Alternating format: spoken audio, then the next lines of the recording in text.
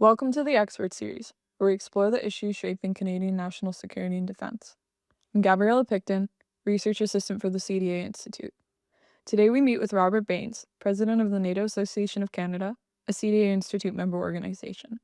Through conversation on changing inter-alliance dynamics within NATO, we attempt to chart a path forward for Canada's future NATO engagement. This is the Expert Series.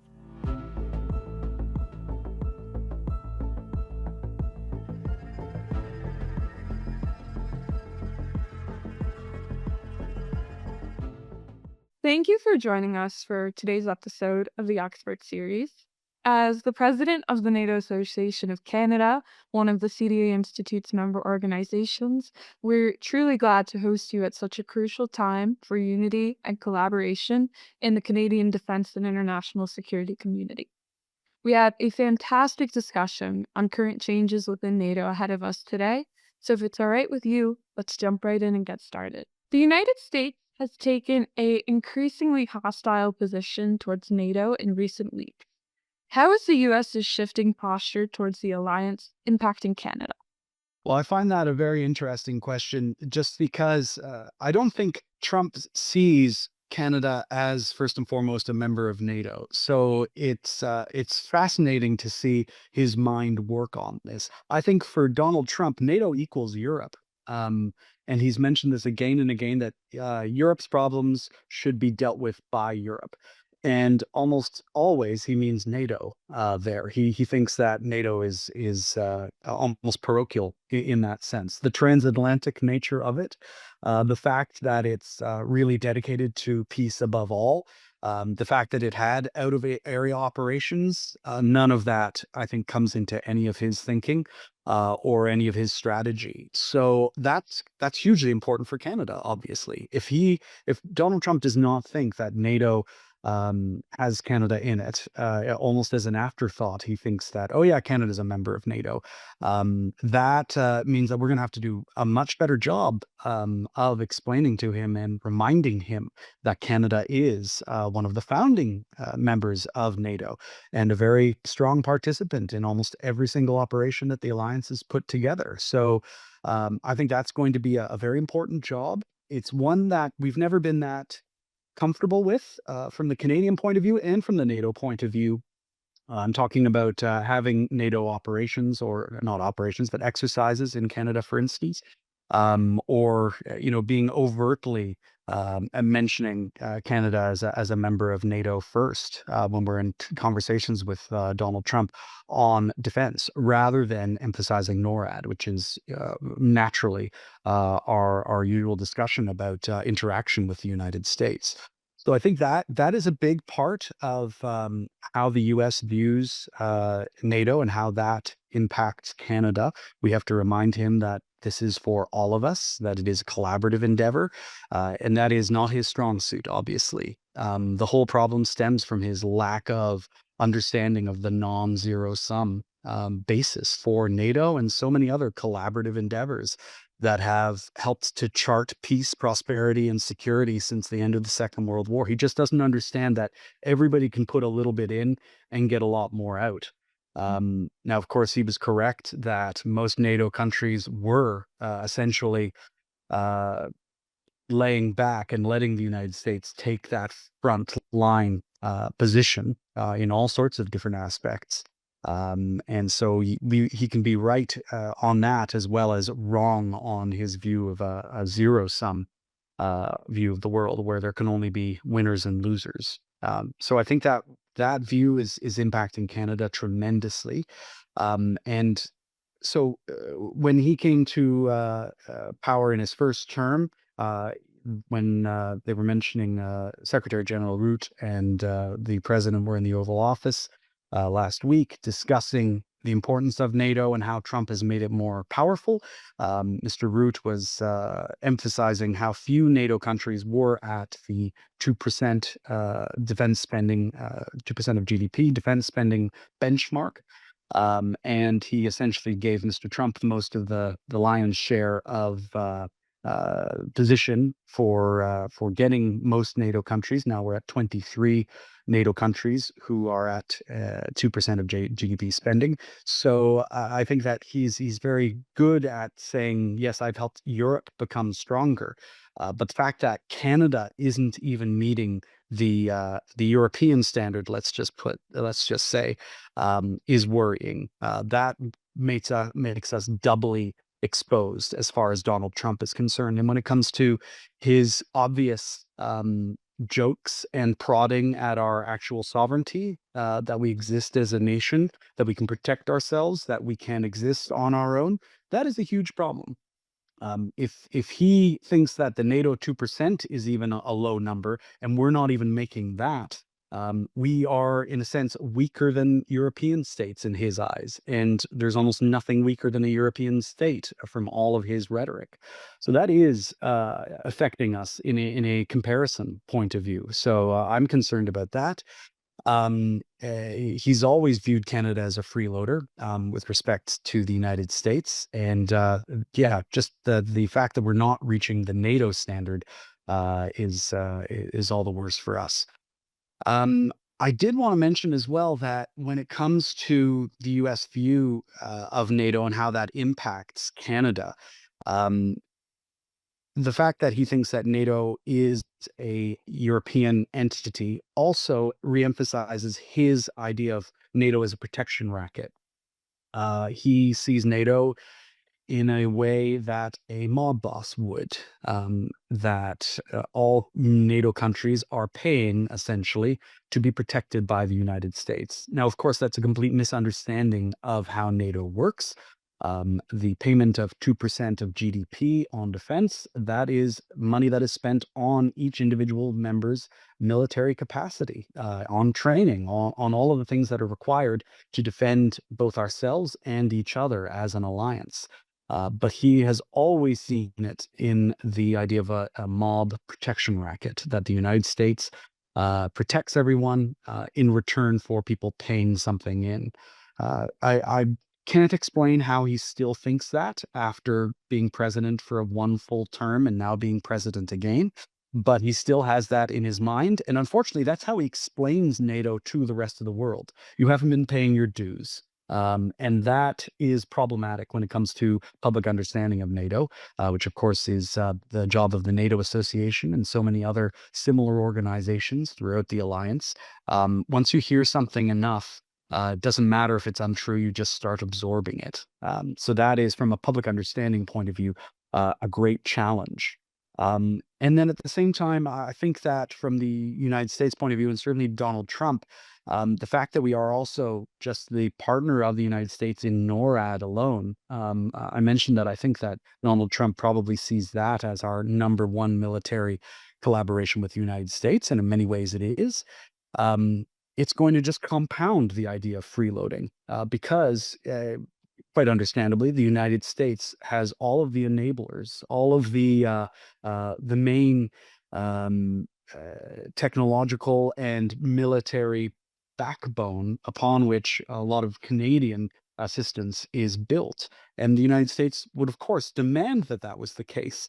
But that fact alone gives the same impression and compounds that same idea that Canada is not pulling its weight, that we're just an also ran, that we're some kind of an appendage that is attached to the United States. So unfortunately, that also is implicated when it comes to the U.S. view of Canada as a military member and as a member of NATO.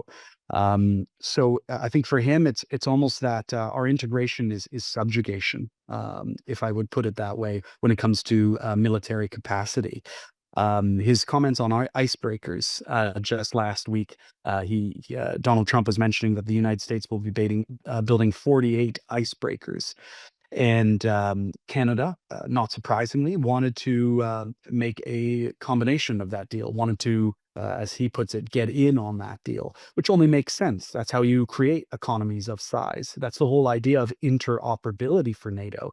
That's the way that the F-35 program, for instance, has run. You've got many countries participating, therefore, everybody gets a lot more out. That's the idea, anyways. However, Donald Trump saw our Canadian interest in perhaps joining this initiative to build icebreakers as somehow a way of that we were trying to again ride on their coattails. So almost any way that we are integrated with the United States from a non-zero sum point of view, he views as uh, riding on their coattails, as being an also ran, an appendage. So that is a great challenge in the view that the United States has of both Canada and NATO. So it's almost a perfect storm when it comes to us. And maintaining our sovereignty has to be very clear-eyed in that kind of a situation where all of our expectations, all of our planning was done with the understanding that we would have the United States as a reliable partner for intelligence, reconnaissance, surveillance, for all of the different pieces of infrastructure that we use, the way that we share constantly. It's all got to be rethought, and that is it's like trying to excise something from yourself. It's going to be extremely challenging, and in some ways could leave us without certain capacities for some time if things get a little more heated, and there are some aspects of our integration which are cut off, and that's something that all military planners, all civilian political planners have to be aware of. I mean, we've seen the exact same thing that kind of uncertainty does in the economic realm, and that could easily happen for military technology, infrastructure, all sorts of elements in the same way. And remember, that's how our whole society since the end of the Second World War, our whole society since the end of the Second World War has been built on policy, on predictability, on collaboration, on problem solving. These are things that are done step by step with indications, with signals, with agreements. And that way you can make sure that you've got the appropriate amount of investment, the contracts that are going to be 10, 15, 20, 30 years long. And that's the way that people are actually going to be able to move mountains over the long term. Having, you know, military planning by decree or whim without any, workup, that is a huge problem.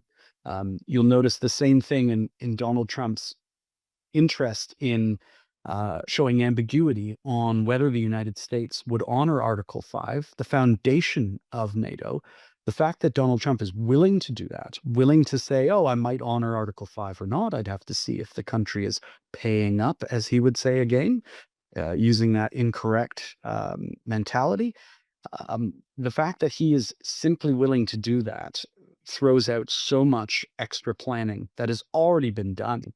There is, a tremendous amount of pre-planning that has been done for all of Eastern Europe, for instance, in case there was a Russian invasion, but so many other contingencies. These are not things you can just turn on a dime, and the only way you can maintain that is through trust. And at the moment, trust is at an all-time low because you have no idea what's going to happen next in the mind of the President of the United States. And that is antithetical to 80 years of hard-won policy work and collaboration. And it's something that is obviously the new normal. It may, in the end, make us stronger for it. Our resilience may be able to build that kind of muscle, as it were. But in the meantime, it presents us enormous challenges.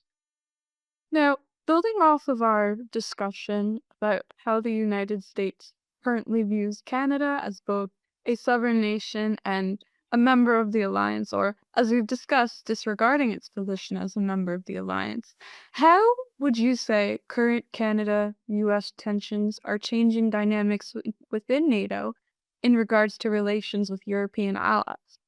Well, I must say I'm a little pleased at how things have gone so far.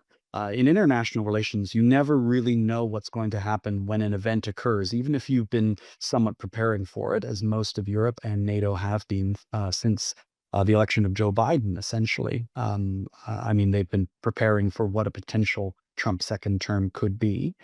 Remember that General Mattis, Secretary Pompeo, John Bolton famously, they've all mentioned in some of their memoirs that Donald Trump has wanted to remove himself in the United States from NATO. At this point, it doesn't seem that that's the dynamic, but yet again, we really can't predict. Um, but there was the potential in Europe once certainly the disastrous meeting with Zelensky went down, and some of the kind of preening and I won't say sycophantic, but certainly lugubrious meetings with Donald Trump, where you have both President Macron and Prime Minister Starmer, uh, really buttering up the president, which is sometimes necessary. There was potential there for each European country to go in on its own and to really look after themselves first, which of course is a politician's responsibility. But I have, so far, I've been pleasantly surprised by how much they've been able to maintain that idea of, yes, I'm representing my constituents, I am supporting my country, but also our alliances, because that is the whole non-zero sum idea. So I've been quite pleasantly surprised by how the European members of NATO have kind of helped to put together a number of different opportunities and possibilities for finding replacements for American support, and to shore up each other's support as well, which is always important. The fact that Mr. Carney visited both France and the United Kingdom first, along with our Arctic, that shows that we have an interest over there as well. But I really do think that the idea of the collective ideal, that has not been thrown out.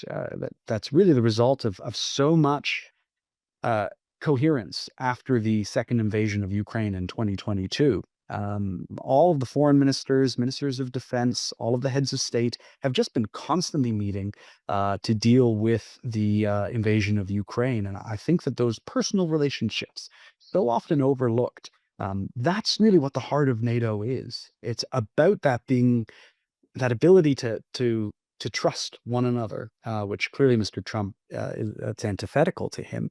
But that kind of trust is what enables us to get around these surprising roadblocks and potential disasters. So it's that collective ideal of working together that I really do think has seen us through so far, and hopefully will in the coming weeks as well, as we come upon the potential peace suggestions from Donald Trump and Mr. Putin.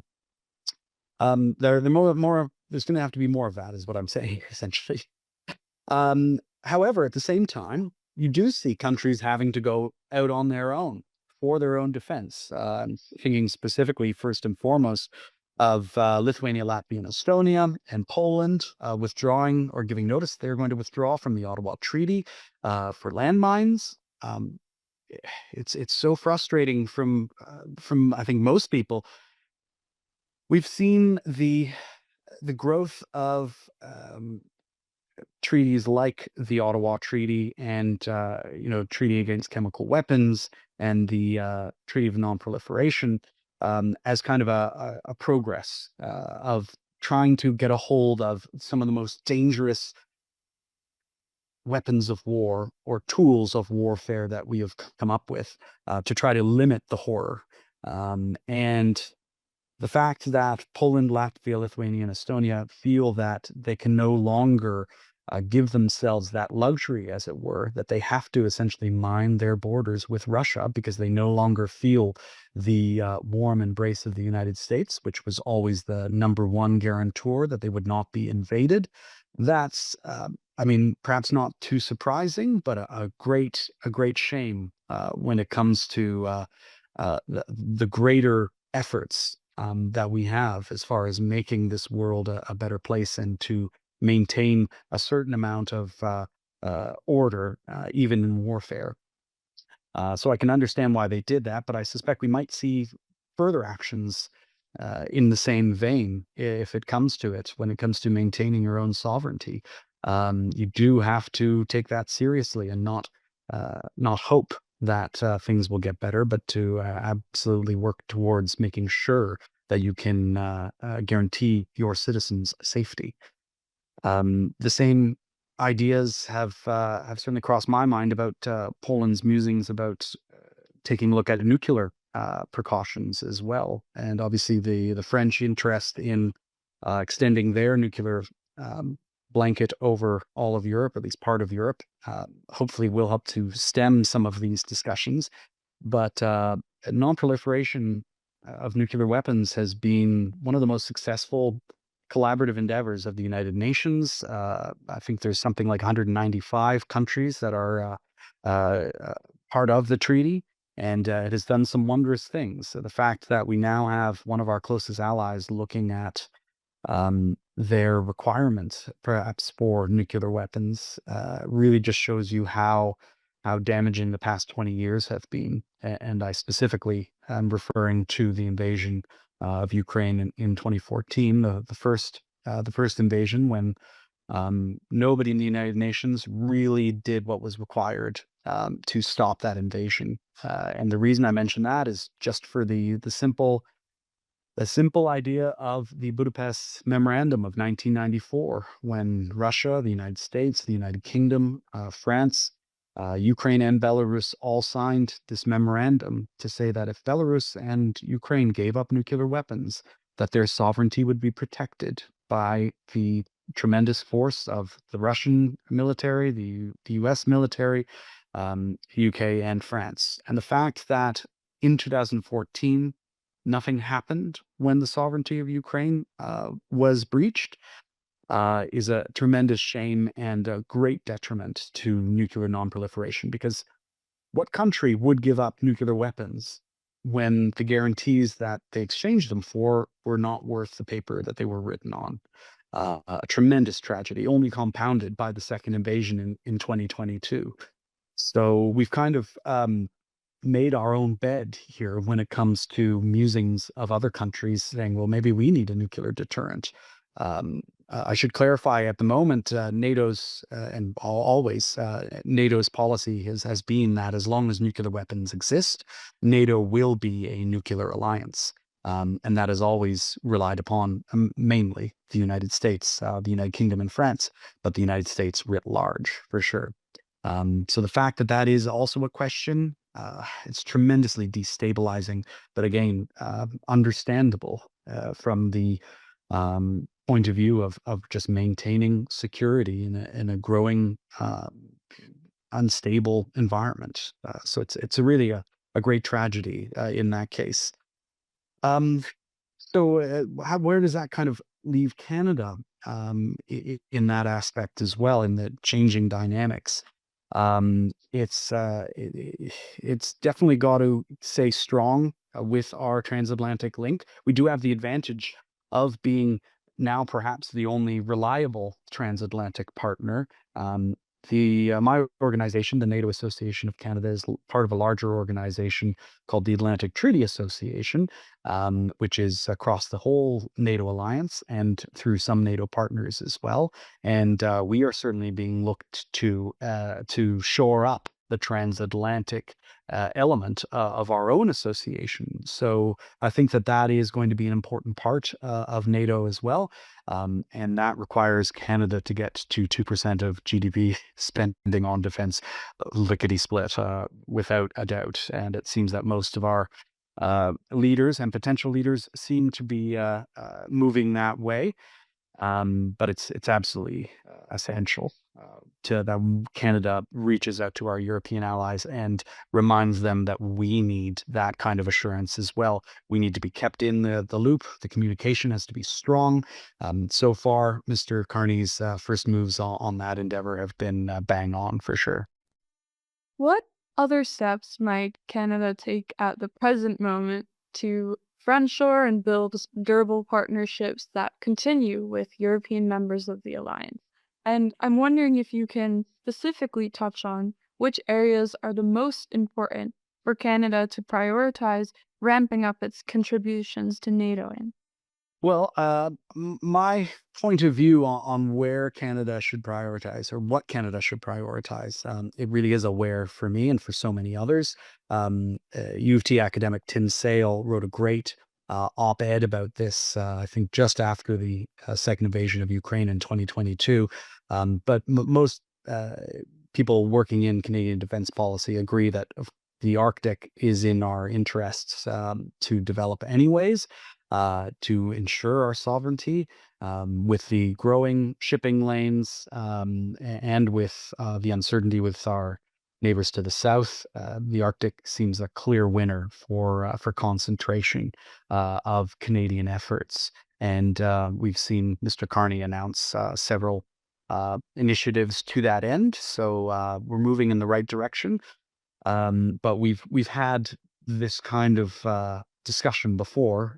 Prime Minister Stephen Harper really did a great number on creating a shipbuilding procurement strategy to shoring up Arctic infrastructure, putting in deep water ports, refueling stations. And unfortunately, that never happened. But those kinds of initiatives are going to be exactly what we need. And even more so when it comes to the Arctic, the ability to take the lead on it when it comes to infrastructure. There was just announced a collaboration with Australia when it comes to radar over the horizon capacity. It's really important that we be able to know what's going on up there first and foremost, and then to be able to respond. So that's those both of those elements have to be there, and for Canada to take the lead on that would allow us to integrate even more closely with Norway, Finland, and Sweden, Denmark as well, of course, and to make sure that our Arctic capacity is interoperable with all of NATO. Quite frankly, President Trump's very clear gamble for Greenland, his attempt to incorporate it into the United States by hook or crook, the more that NATO is involved in our neck of the woods in the Arctic, the better, as far as I'm concerned, to demonstrate the way that Norway has already been part of our Arctic security. Or excuse me, what am I thinking of? Greenland. The way that Greenland has already been part of our whole Arctic security, and that the Danish fleet has constantly joined us for many exercises, not specifically NATO exercises, but they have in the past.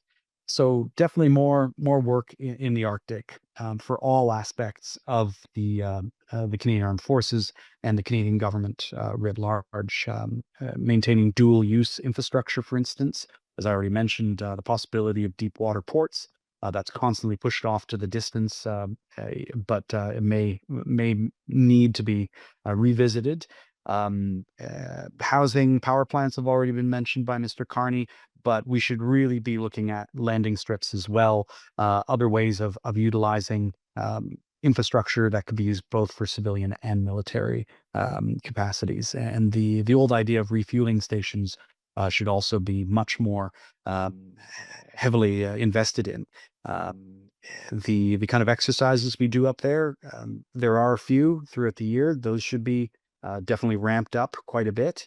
And also our naval capacity to be in the Arctic should definitely be a concentration. Our Navy right now is really in an expansion phase. You will see the 12 new subs that we've got out for tender, the River class destroyers that we've just started production on. So that'll be quite a few years before they come into actual service, but it's definitely the right direction. And with enough political pressure, these things can be sped up and greenlit in a much more useful way instead of keeping them back for another review, etc. I think right now we have been very much concentrated on our Canada's involvement in the enhanced forward presence in Latvia. We're in charge of a brigade there now with just about 2,000 troops. It's a great way for us to make sure that we're constantly embedded with NATO's architecture. We're working with 14 partners in Latvia, so that's a good chunk of the alliance right there.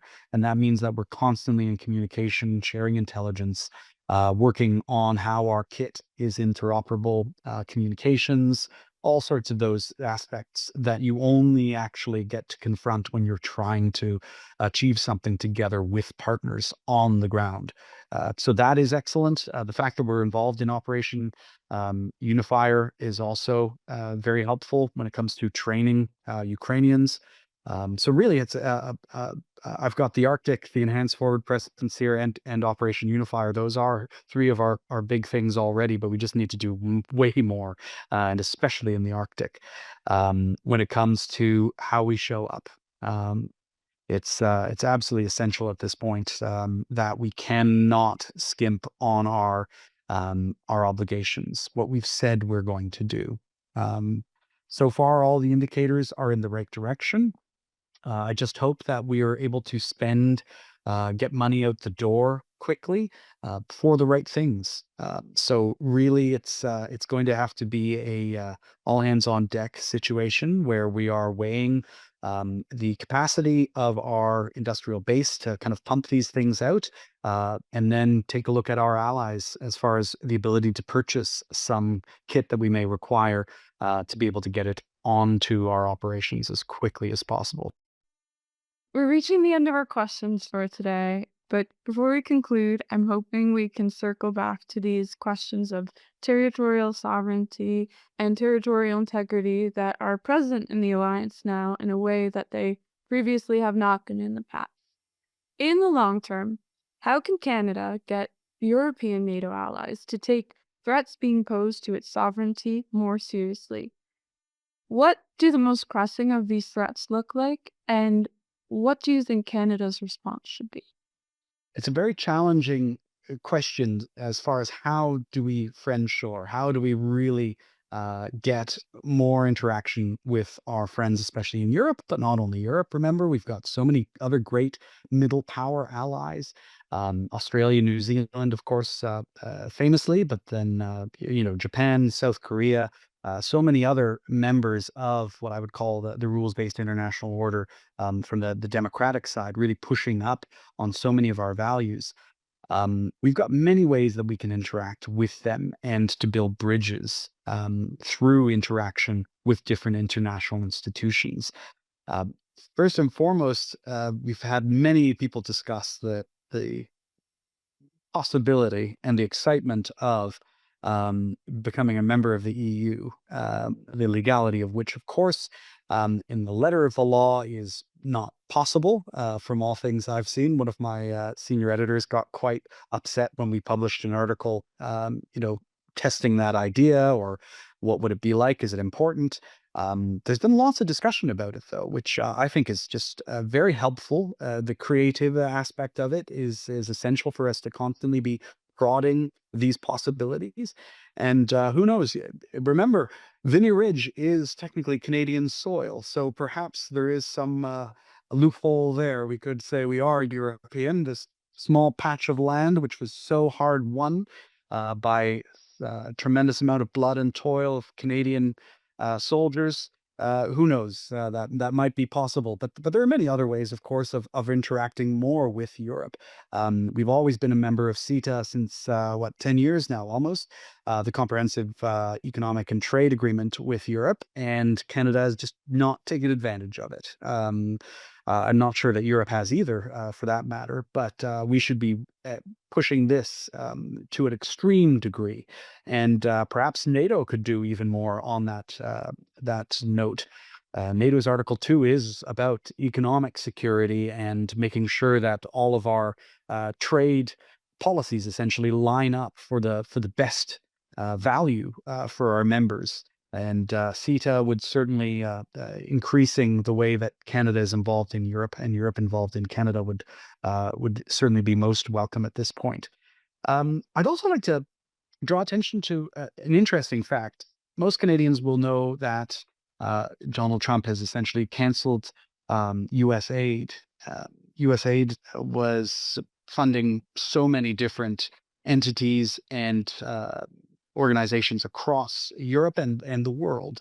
And a lot of that was in the same, I guess, spirit of the Marshall Plan, really just shoring up democratic institutions, stability generally, infrastructure, science, all sorts of different aspects, and perhaps above all, making sure that the ideals of democracy were spread. That was always kind of part of it.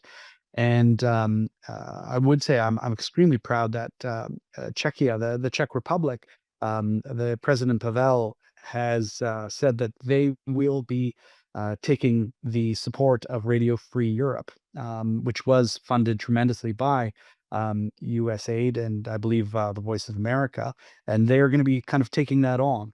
They will be taking that funding on, and I wonder if this is an opportunity to kind of do a bit of a triage for entities that were funded by U.S. aid and just generally the United States. If they are going to be cutting back their funding for other entities such as the World Health Organization, the International Criminal Court, all sorts of other entities that are in the interest of the globe and certainly of Canada, in our interests and in our values. Perhaps it would be a useful exercise to have a bit of a triage on what can be more or less saved, what institutions have been doing the most good, and what can be saved, what countries can kind of take on the responsibility of replacing what was lost from U.S. funding. If we can do a kind of piecemeal aspect, there is the possibility of us being able to kind of reach escape velocity, if you know that term. That kind of that's the required effort it takes to get out of the orbit of Earth before you reach the weightlessness of space. And so perhaps we kind of needed this push to get our international institutions out of the kind of ken of the United States of America as this kind of superpower that got to dictate exactly what happened. And perhaps this will allow us to make the international institutions a little more international. Who knows? That's just a hope that we might be able to snatch victory from the jaws of defeat, as it were. And as far as what we're talking about when it comes to European integration, I think that there are going to be a lot more discussions about defense production as well. We already have a number of discussions underway, but I think that Canada is going to have to look much more closely at European defense capacity, whether we can help on that, whether we can be part of it. It's just going to take a lot more effort. We've almost always been defaulting to the United States kit, not surprisingly, but I think we're going to have to take definitely a very hard look at how we work with international procurement. In the long term, how can Canada get European allies to take threats to its sovereignty more seriously? Well, this is essential to me, the question of sovereignty. The end of the Second World War was a pivotal moment for our understanding of international affairs and how the world should work. Immanuel Kant was the first person to suggest the idea that warfare should be made illegal. In 1795, I believe, perpetual peace, the idea that warfare would just be designated illegal, treated as a crime, and would be dealt with accordingly by a group of nations that would agree on this. And it was always seen as fanciful, as by realists, as this silly imagining. And it remained as a hope for so long.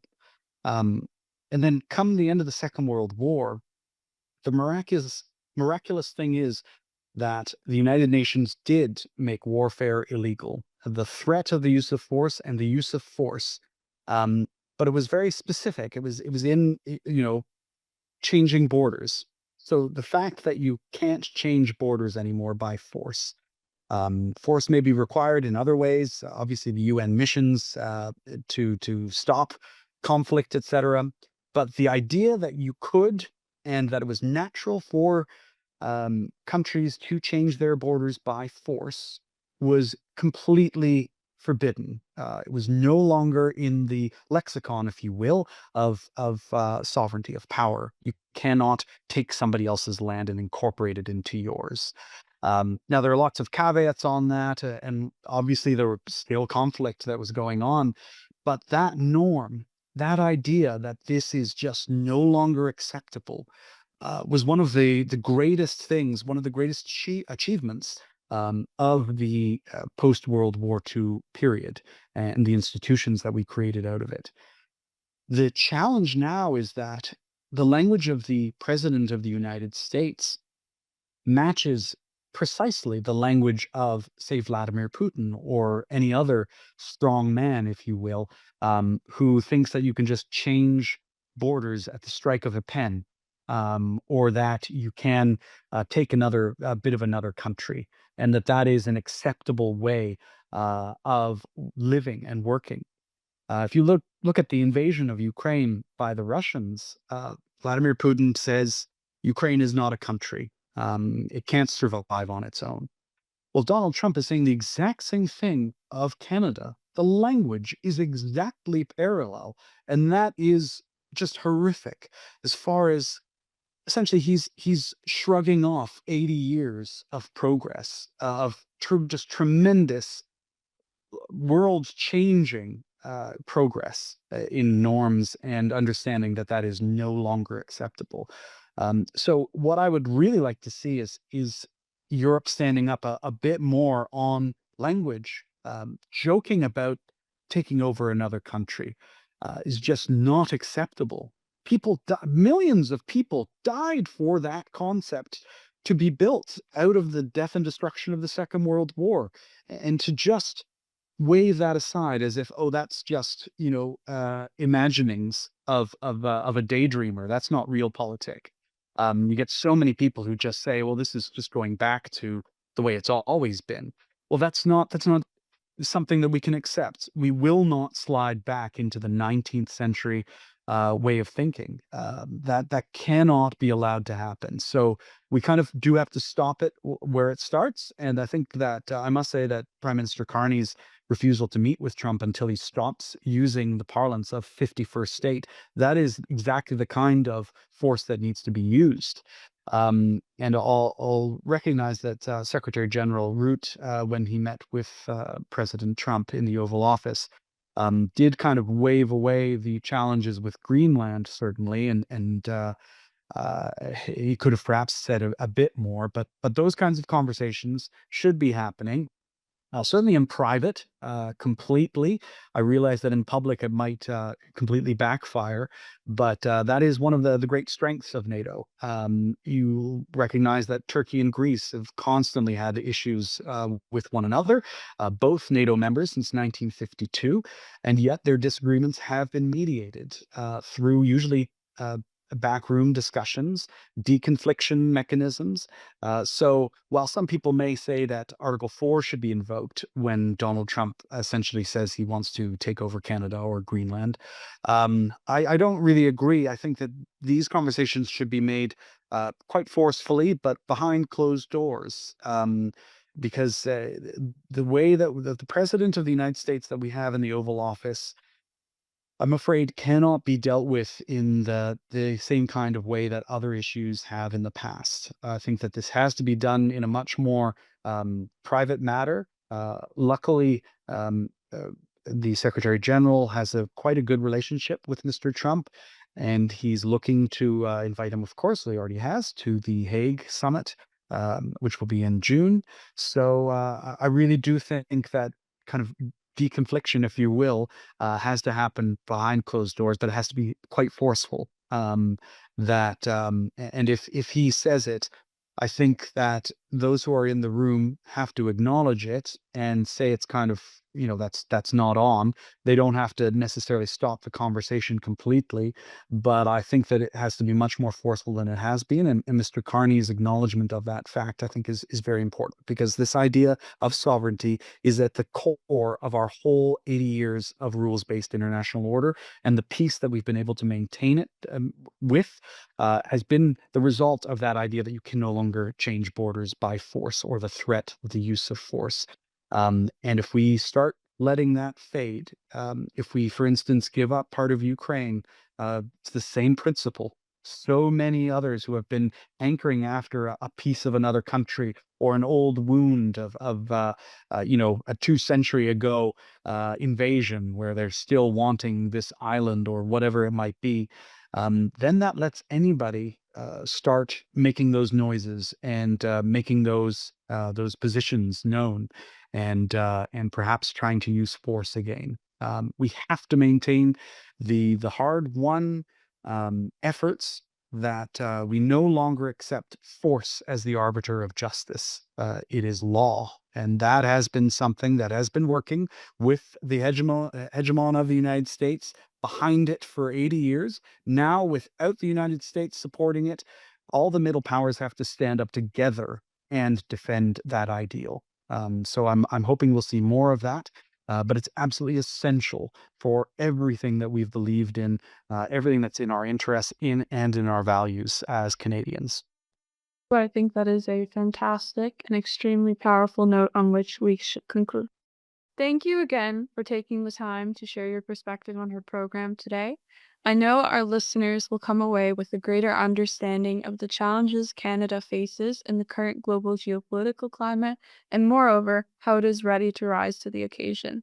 We look forward to hosting you again soon. That brings us to the end of the podcast. If you enjoyed today's episode, don't forget to subscribe to our newsletter and be sure to follow us on your favorite podcast platform so that you never miss an update. For more in-depth analysis and updates on national security and defense, be sure to visit our website, www.cdainstitute.ca, where you can find articles, reports, and more. Thank you for listening, and a big thank you to our guest, Robert Baines. We'll hope you'll tune in next time. Take care.